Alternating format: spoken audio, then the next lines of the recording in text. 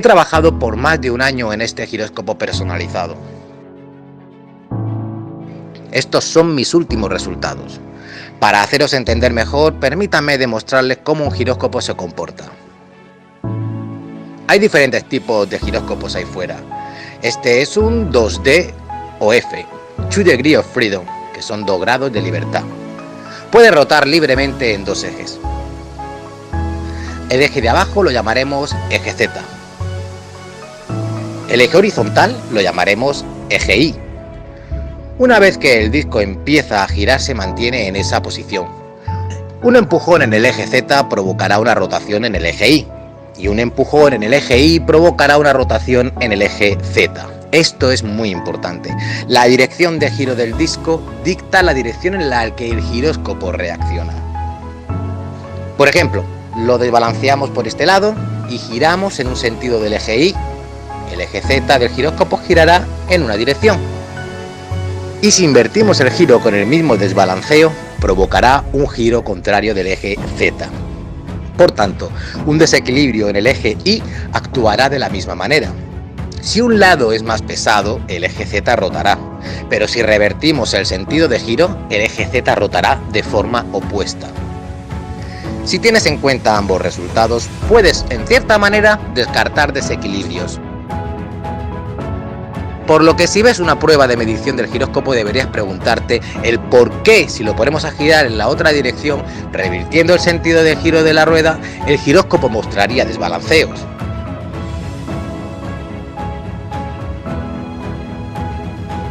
En otras palabras, el desvío en una dirección puede ser causado por el desbalanceo del giróscopo.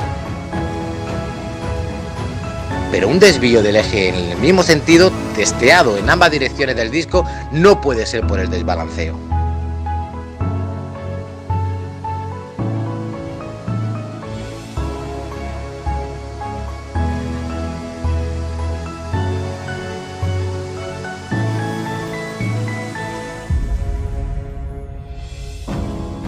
Mediciones del eje Z en altas revoluciones por minuto. El puntero láser fue montado en la parte superior del giro. El láser se lanza a través de la habitación para proyectarse en la pared, la distancia de 2.4 metros. Con esta configuración puedo ver rotaciones muy pequeñas o desvíos que no pude ver en el pasado. Cuanto más bajas son las revoluciones por minuto, menos preciso será el giróscopo.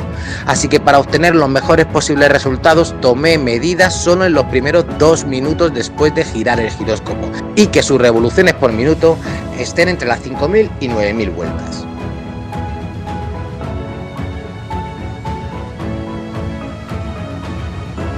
El eje del disco estará apuntando al norte. Si hubiera un desvío de la Tierra, el giróscopo no se inclinaría y por lo tanto no interactuaría con la lectura de las mediciones del eje Z. Se tomaron medidas con el disco girando en una dirección y en su opuesta.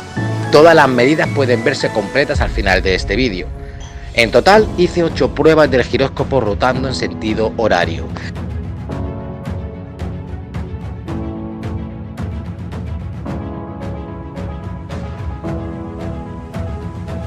El promedio de deriva de las 8 pruebas combinadas fue de 10.4 grados a la hora, en sentido horario. El giro de la Tierra calculado para mi latitud es de 11.2 grados a la hora.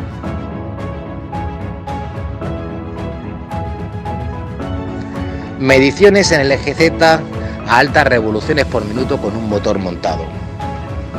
Debido a que las diferentes partes que están montadas en el giróscopo ocasionaban un desbalanceo en un lado, tuve que equilibrarlo poniendo el peso faltante en el otro lado. Las revoluciones por minuto fueron de 8.400 constantes durante todo el test. Y el resultado promedio de ambas direcciones de giro durante 8 minutos fue de 8.6 grados a la hora. Test en el eje Y a las revoluciones por minuto. El eje Y del giróscopo lo tengo apuntando ahora hacia el este y oeste. Si hubiera un giro terrestre, la parte superior del disco se inclinaría hacia el oeste. El láser apunta en esta prueba con un ángulo de 80 grados a un pequeño espejo en el eje Y. El puntero láser se reflejaría en la pared de enfrente que está a 2.4 metros, igual que hicimos con el eje Z. Aparte de la orientación inicial, también roté la máquina 180 grados para testear en ambos lados.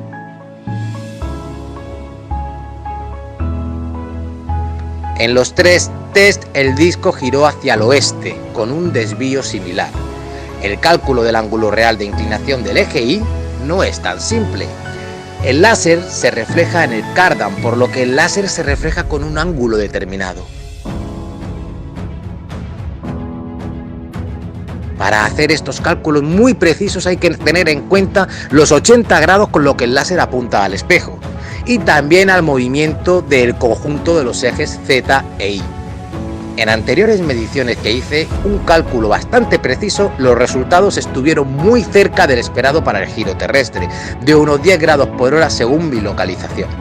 En todas las mediciones a altas revoluciones por minuto que hice, incluidas las innumerables que no registré, nunca tuve un giro del giróscopo en sentido antihorario para el eje Z, ni tampoco inclinación hacia el este con el eje Y.